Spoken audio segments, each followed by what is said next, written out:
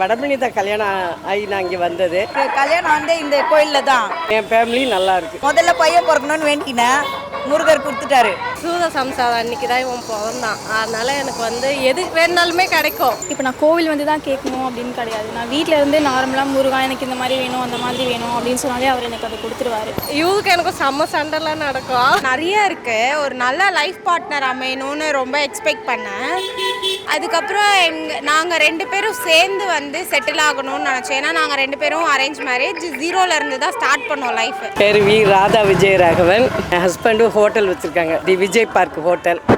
நான் கல்யாணம் ஆகி இங்கே தான் ஃபஸ்ட்டு கோயிலுக்கு வந்திருந்தேன். கல்யாணம் ஆகி வந்து சென்னைக்கு தான் 42 வருஷம் ஆகுது. நல்லா தான் இருக்கிறேன். என் ஃபேமிலி நல்லா இருக்கு. நீங்கள் முருகர்கிட்ட வேண்டிக்கிட்டு பர்சனலாக உங்களுக்கு இது நடந்திருக்குன்னா என்ன விஷயத்த சொல்லுவீங்க? முருகர் இந்த இடத்த சன்னிதியிலேருந்து வந்து நான் நல்லா தான் இருக்கிறேன். நல்லா வீடு வாசல் எல்லாமே நல்லா இருக்குது. என் பிள்ளைங்க எல்லாரும் நல்லா இருக்காங்க. அவ்வளோதான், எந்த குறையும் இல்லை. இந்த அறுபடை வீடுகள் என்னென்னு தெரியுமா? தெரியும். நான் எனக்கு ஊரே தூத்துக்குடி மாவட்டம் தானே, கச்சினாவில. ஆமாம், திருச்செந்தூர் கோயிலுக்கு போனேன். ஃபர்ஸ்ட் அங்கே கோயிலுக்கு போயிட்டு அதுக்கப்புறம் இங்கே எனக்கு வடபழனி தான் கல்யாணம் ஆகி நான் இங்கே வந்தது. வடபழனி கோயிலுக்கு வந்தேன் வெள்ளிக்கிழமை. ஆனால் டேட் ஞாபகம் இல்லை, 83 வருஷம். ஓகேம்மா. என் பேர் ஹேமலதா. நான் ஹவுஸ் ஒய்ஃபாக இருக்கேன். இவர் வந்து கோயம்பேட்டில் வியாபாரம் பண்ணுறார். அம்மா, உங்களுக்கு முருகர் எந்த அளவுக்கு பிடிக்கும்? எனக்கு ரொம்ப பிடிக்கும் முருகர். கல்யாணம் வந்து இந்த கோயிலில் தான். கல்யாணம் ஆகி 18 வருஷம் ஆகுது.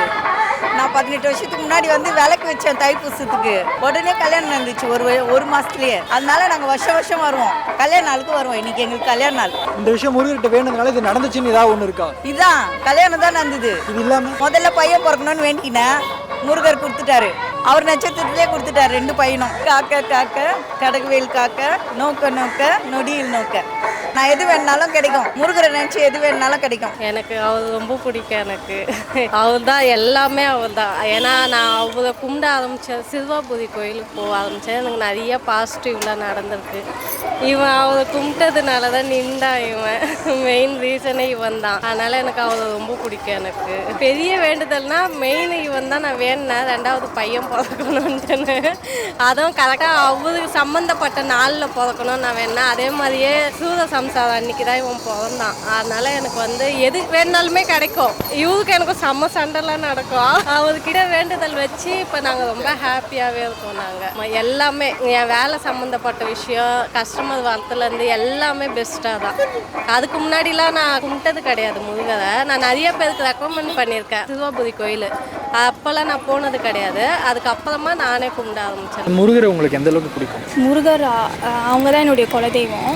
என்னுடைய குலதெய்வம் வந்து சோமாஸ்படி முருகன் கோயில். ஸோ எனக்கு சின்ன வயசுலேருந்தே முருகர் தான் பிடிக்கும். பெருசாக நான் எந்த சாமியும் கும்பிட மாட்டேன், முருகர் மட்டும் தான் கும்பிடுவேன். கோவிலும் போனாலும் முருகர் கோவில் மட்டும் தான் போவேன். வீட்டுக்கு தெரிஞ்சோ தெரியாமலோ எப்படியாவது வந்துடுவேன். இப்போ நான் கோவில் வந்து தான் கேட்கணும் அப்படின்னு கிடையாது. நான் வீட்டில் இருந்து நார்மலாக முருகா எனக்கு இந்த மாதிரி வேணும் அந்த மாதிரி வேணும் அப்படின்னு சொன்னாலே அவர் எனக்கு அதை கொடுத்துருவாரு. நான் இதை பண்ணுறேன் அதை பண்ணுறேன் முருகருக்கு அப்படின்னு சொல்லுவாங்க. அந்த மாதிரி நான் எதுவுமே பண்ண மாட்டேன். நார்மலாக தான் முருகர்கிட்ட வேண்டுவேன், அதுலேயே எனக்கு கிடச்சிரும். எந்த அளவுக்கு பிடிக்கும்னா, ஸ்கூல் படிக்கிறப்பத்துலேருந்தே எக்ஸாம் எல்லாத்துக்குமே கடவுள் வேண்டிட்டு தான் போவேன். எல்லா கடவுளையுமே பிடிக்கும். மைண்ட் அப்செட்டு, ஏதோ ஒரு கஷ்டம், ஃபேமிலியில் ஏதோ பிரச்சனை, எனக்கும் என் ஹஸ்பண்டுக்கும் பிரச்சனைனாலும் ஏதாவது வேண்டிக்குவேன். தேங்காய் உடைக்கிறேன், அந்த மாதிரி ஏதாவது வேண்டிக்குவேன். நிறைய இருக்கு. ஒரு நல்ல லைஃப் பார்ட்னர் அமையணும்னு ரொம்ப எக்ஸ்பெக்ட் பண்ணேன்.